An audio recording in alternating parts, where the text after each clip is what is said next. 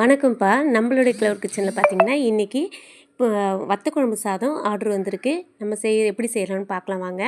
அதுக்கு நான் ஒரு குக்கரில் சுத்தமான நல்லெண்ணெய் சேர்த்துக்கிறேன். நல்லெண்ணெயில் சேர்த்து செய்கிறச்ச தான் உங்களுக்கு 2 நாள் ஆனாலும் இந்த சாதம் கெட்டு போகாது. ரொம்பவே அருமையாக இருக்கும். எண்ணெய் நல்லா காஞ்சி வந்ததும் கொஞ்சமாக கடுகு, வெந்தயம், கொஞ்சம் கடலப்பருப்பு சேர்த்துக்கலாம். இது நல்லா பொன்னிறமாக வரட்டும். அது கூட கொஞ்சம் காஞ்ச மிளகாவும் சேர்த்துக்கலாம். குண்டு காஞ்ச மிளகா இருந்ததுன்னா இன்னுமே நல்லாயிருக்கும். நான் நீட்டு காஞ்ச மிளகா தான் சேர்த்துருக்கேன். உரித்து வச்ச சின்ன வெங்காயம் சேர்த்து செஞ்சிங்கன்னா தான் உங்களுக்கு டேஸ்ட் அந்த அளவுக்கு உங்களுக்கு நல்லா கிடைக்கும். அந்த பாதி அளவுக்கு வெங்காயத்தில் பாதி அளவுக்கு பூண்டு சேர்த்துக்கலாம். ரொம்பவே நல்லாயிருக்கும். உங்களுக்கு பூண்டு பிடிக்காதுன்னா நீங்கள் தவிர்த்துடலாம். ஆனால் போட்டிங்கன்னா ரொம்ப நல்லாயிருக்கும் டேஸ்ட்டு. அதோடு கூட கொஞ்சம் பச்சை கருவேப்பிலையும் சேர்த்துக்கலாம். இப்போ இது நல்லா பொன்னிறமாக வதங்கி வரட்டும். நம்ம நல்லா க்ளீன் பண்ணி எடுத்து வச்சுருக்க சுண்டக்காய் வத்தல் தான் நான் வீட்டில் போட்ட வத்தல் இருக்குது, அதுதான் எடுத்திருக்கேன். மணத்தக்காளி வத்தல் தீர்ந்துடுது. உங்கள்கிட்ட எது இருக்கோ நீங்கள் அதை சேர்த்துக்கலாம்.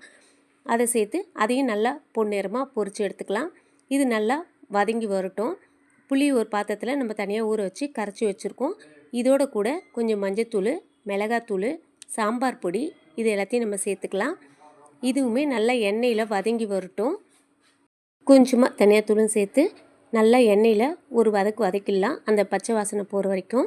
இது நல்லா வதங்கி வந்ததும் கரைச்சி வச்சுருக்கிற புளியை இதோட கூட சேர்த்துக்கலாம்ப்பா. இந்த ஸ்டேஜில் உப்பெல்லாம் சரியாக இருக்கா, உங்களுக்கு காரம் போதுமா அப்படின்னு சொல்லி செக் பண்ணி பார்த்துக்குங்க. இது நல்லா கொதித்து வரட்டும்ப்பா. கொதித்து வந்த உடனே கஸ்டமர் வந்துட்டு வரகரிசியில் கேட்டிருந்தாங்க. உங்கள்கிட்ட நார்மல் ரைஸு தான் இருக்குன்னா நீங்கள் அதில் கூட சேர்த்து செஞ்சுக்கலாம். இது நல்லா கொதித்து வரும்போது கொஞ்சமாக வெல்லம் சேர்த்துக்கிட்டோம்னா டேஸ்ட் ரொம்ப நல்லாயிருக்கும். அதனால் நான் கொஞ்சமாக வெல்லம் சேர்த்துக்கிறேன்.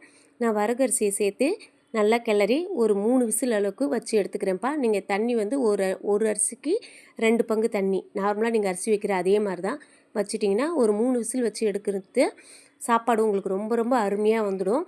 இது ஒருத்தவங்க கோயிலுக்கு போகிறதுக்காக எங்களை கேட்டிருந்தாங்க. ஒரு 4 பேர் அளவுக்கு. நார்மலாக புளி சாதம், லெமன் சாதம் அந்த மாதிரி இல்லாமல் கொஞ்சம் வித்தியாசமாக எங்களுக்கு இந்த மாதிரி வத்த குழம்பு சாதம் பண்ணித்தாங்க அப்படின்னு சொல்லி கேட்டிருந்தாங்க.